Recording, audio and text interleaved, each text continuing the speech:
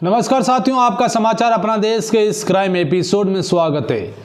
साथियों, गुनहगार कितना भी शातिर क्यों ना हो, आखिरकार वो पकड़ा जाता है। वो सोचता है कि वो बच जाएगा पुलिस से या कानून से, लेकिन उसकी जो गुनाह की परत है वो खुल जाती है। आज की कहानी साथियों एक ऐसी कहानी है, इस कहानी के अंदर घर वालों ने नहीं सोचा था कि उनके लड़के की जो है इस तरीके से कोई हत्या करवा देगा। तो आज इस पूरी कहानी को आप सुनिएगा। ये कहानी है राजस्थान के, पहले नागौर ज़िले में ही ये गांव पड़ता था। इसी नागौर ज़िले का ये गांव था, लेकिन अब नए जब ज़िले के आवंटित हुए तो डीडवाना और कुचामन नया ज़िला बना। जब नया ज़िला बना तो फिर इसी का एक थाना क्षेत्र है गचीपुरा, जहाँ पर एक गांव है इटावा लाखा। इस इटावा लाखा में एक लड़का जो घर से निकलता है बोरावट जाने के लिए, जिसका नाम सुरेंद्र अपने किसी काम को लेकर घर से निकला। घर से निकलने के बाद अब घर वालों को शाम के समय में फ़ोन आया कि आपके लड़के की जो है कोई मोटरसाइकिल से एक्सीडेंट हो चुका है और सड़क पर पड़ा है। अब घर वाले पहुंचते हैं, तब तक लोग उसे अस्पताल लेकर जाते हैं। अब घर वालों ने लगा कि सुरेंद्र जो है किसी अज्ञात वाहन ने उसको टक्कर मार दी, इस वजह से उसकी मौत हो गई। घर वालों ने यही माना। इसके बाद घर वालों ने जो है इसके चाचा, जिनका नाम उमाराम, इन चाचा ने जो है इस सुरेंद्र की जो है पुलिस को एक तहरीर दी कि हमारा जो भतीजा है वो बोरावट किसी काम को गया था और इसी बीच उसका जो है किसी अज्ञात वाहन ने उसको टक्कर मार दी, इस वजह से उसकी मौत हो गई। अब इसके चाचा जो उमाराम थे, उन्होंने जब तहरीर दी, इसके बाद उसका पोस्टमार्टम जो है हुआ और वो मेडिकल बोर्ड से हुआ। अब जब उसका मेडिकल बोर्ड से पोस्टमार्टम हुआ तो फिर डॉक्टरों ने जो रिपोर्ट सौंपी पुलिस को, वो देखने के बाद पुलिस ने कहा कि ये एक रोड एक्सीडेंट नहीं है, ये एक हत्या है। यानी कि किसी ने सुरेंद्र की जो है हत्या की। उसके चेहरे पर, उसके गले पर जो निशान थे, पुलिस को बताया पोस्टमार्टम रिपोर्ट में ये था कि उसे किसी धारदार हथियार से उसका गला काटा गया है। इसके बाद पुलिस गचीपुरा थाने में इसको लेकर एक मुकदमा दर्ज हुआ और ये बात थी 29 नवंबर 2025 को। इसी 29 नवंबर को सुरेंद्र अपने घर से निकला। वो इस वजह से निकला कि उसका काम था, बोरावट जाना था, लेकिन बीच रास्ते में ही जो है उसकी किसी ने हत्या कर दी। घर वालों ने उसका जो केस माना कि वो एक सड़क हादसा है। अब यहाँ के जो पुलिस जो इंस्पेक्टर होते हैं, जिनका नाम महावीर सिंह, उन्होंने इस मामले को लेकर अब जांच पड़ताल शुरू कर दी। जांच धीरे धीरे जो है अब चल रही थी। पुलिस आसपास के जो सीसीटीवी फुटेज इस इलाके के देख रहे थे, नज़र आए। 29 नवंबर को जब देखा तो एक मोटरसाइकिल पर 2 संदिग्ध व्यक्ति नज़र आए।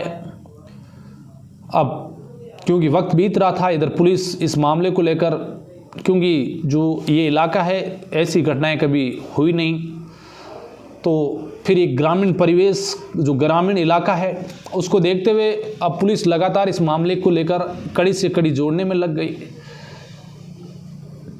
डीडवाना की जो एसपी है पुलिस कप्तान ऋचा तोमर, उन्होंने जो है इस मामले को लेकर अलग अलग टीमें बनाई। साइबर एक्सपर्ट को जो है कमान सौंपी कि आप इस मामले को लेकर जल्दी से जल्दी खुलासा कीजिए, आखिरकार आरोपी पकड़े जाने चाहिए। अब इसको लेकर पुलिस कड़ी मिला रही थी कि अचानक उन्हें सीसीटीवी में 2 व्यक्ति एक मोटरसाइकिल पर नजर आए। जब उस मोटरसाइकिल को उसके नंबर पता किए तो वो एक स्कूटी के थे, लेकिन पुलिस को कुछ क्लू मिला और फिर एक व्यक्ति को हिरासत में लिया। जिसका नाम था जीवन राम। इस जीवन राम को जब गिरफ्तार किया, इसके बाद उससे जब पूछताछ की, पहले तो उसने पुलिस को घुमाया कि भाई मेरा कोई इसमें रोल नहीं है, मैंने कुछ नहीं किया। हाँ, तो ये काफ़ी दूर का जो है, यहाँ से गचीपुरा से इसका गांव काफ़ी दूर था, चितावा, जो इसी कुचामन डीडवाना ज़िले में आता है, कुचामन के पास में। अब उसे पुलिस ने जब अपने तरीके से पूछताछ की, इसके बाद इस मामले को लेकर जो खुलासा हुआ वो सब हर किसी को हैरान कर दिया। उस जीवन राम ने बताया कि हाँ, मैं और एक मेरा साथी जिसका नाम राजू राम, हम दोनों ने ही जो है इसका कत्ल इसकी पत्नी के कहने पर किया।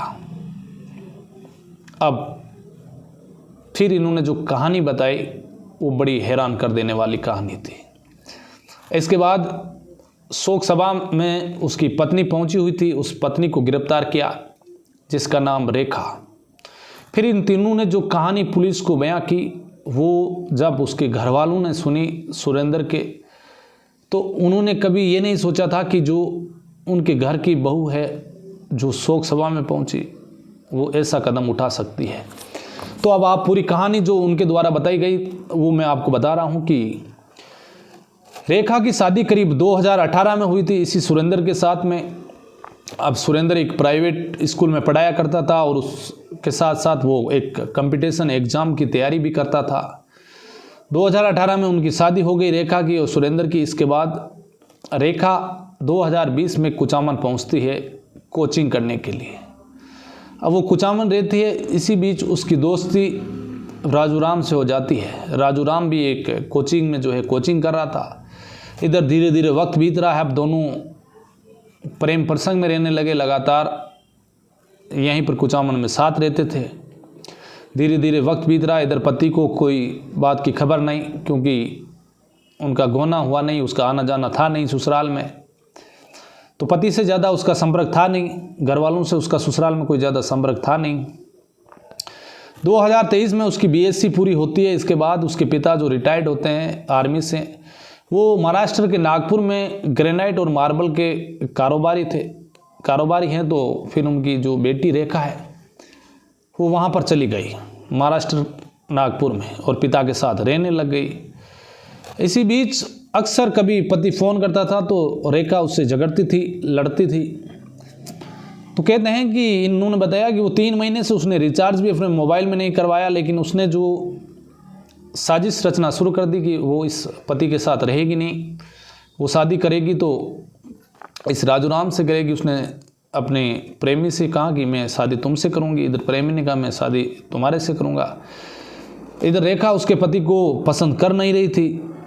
उसके बाद उसने वाईफाई कॉलिंग का इस्तेमाल किया और लगातार 3 महीने से उसने साजिश रची और राजू राम को कहा कि तुम एक काम करो, सुरेंद्र को ही रास्ते से हटा दो, जिससे कि हमारी शादी आराम से हो जाएगी, इसके बाद कोई बीच में आएगा नहीं। तो 3 महीने की इनकी प्लानिंग थी। और 29 नवंबर के दिन इसी रेखा ने उसके पति को बोरावड़ जाने की जो पूरी सूचना मिली, इस सूचना के जरिए उसने उन दोनों जो ये आरोपी हैं राजू राम और जीवन राम, इनको बताया कि तुम एक काम करो, मोटरसाइकिल किसी अज्ञात की होनी चाहिए। तो इन्होंने फिर एक चोरी की मोटरसाइकिल खरीदी और इसी चोरी की मोटरसाइकिल के ज़रिए इन्होंने जो है इस पर नंबर प्लेट जो एक स्कूटी के लगाए कि वो पहचान नहीं पाए कोई। इसके बाद वापस ये पहुंच जाते हैं उसी रास्ते पर जहां पर पहले से ही इनकी तैयारी थी। सुरेंद्र जैसे ही पहुंचता है, ये मोटरसाइकिल वहां खड़ी रखते हैं और उसे हाथ से इशारा करते हैं। अब रुक जाता है, अनजान इस बात से कि कुछ पल बाद में उसकी हत्या हो जाएगी। उसे कहा जाता है कि हमारी मोटरसाइकिल ख़राब हो चुकी है, इसलिए मुझे हेल्प चाहिए, आप हेल्प कर सकते हो। जैसे सुरेंद्र ने हेलमेट उतारा, इसी बीच इन लोगों ने जो है पहले से ही चाकू अपने पास रखा था। सुरेंद्र पर एक के बाद एक कई वार किए। उसके बाद जब जीवन राम ने कहा कि ऐसे काम नहीं होगा, तो फिर राजू ने कहा कि तुम मुझे दो। फिर उसके बाद उसका गला काटा गया सुरेंद्र का, और इसके बाद इस लाश को सड़क पर पटक कर उसके ऊपर मोटरसाइकिल गिरा दी कि ये एक हादसा हो, कोई एक्सीडेंट का रूप देने के लिए। और इसके बाद ये दोनों चले गए। लेकिन पुलिस की इस मामले को लेकर तारीफ करें जितनी कम है। गजीपुरा थाने के जो सीआई हैं महावीर सिंह, उन्होंने लगातार इस मामले को देखा एसपी के निर्देशन में, और मात्र 7 दिनों के अंदर ही इस मामले का खुलासा कर दिया। और अब पत्नी, हाँ इसी बीच जो पत्नी थी ये कभी ससुराल आई नहीं थी शादी के बाद में, तो इसने जो है जब उसकी मौत की खबर सुनी तो सीधे ही फ्लाइट से ये नागपुर से किशनगढ़ आती है और किशनगढ़ से इस शोक सभा में शामिल होती है। वहाँ पर वो रोती है, तो घर वालों को भी ऐसा महसूस हुआ कि सुरेंद्र की जो पत्नी है वो शोक जताने आई है। इसे भी बड़ा दुख है कि जब इसका आना जाना नहीं हुआ, इससे पहले उसकी पति की मौत हो गई एक सड़क हादसे में। लेकिन ये नहीं पता था कि इसी ने ही जो है इसकी मौत की जो साजिश है, कत्ल की साजिश है, इसी बहू ने रची है। जब ये खुलासा हुआ और जब तीनों आरोपियों को गिरफ्तार किया तो घर वालों ने कभी ये नहीं सोचा था कि उनके बेटे की इस तरीके से उन्हीं की बहू हत्या कर देगी। तो ये थी आज की क्राइम की कहानी। फिर किसी कहानी में आपसे मुलाकात होगी। तब तक के लिए आप सावधान रहिए, अलर्ट रहिए, क्राइम से बचिए। जय हिंद।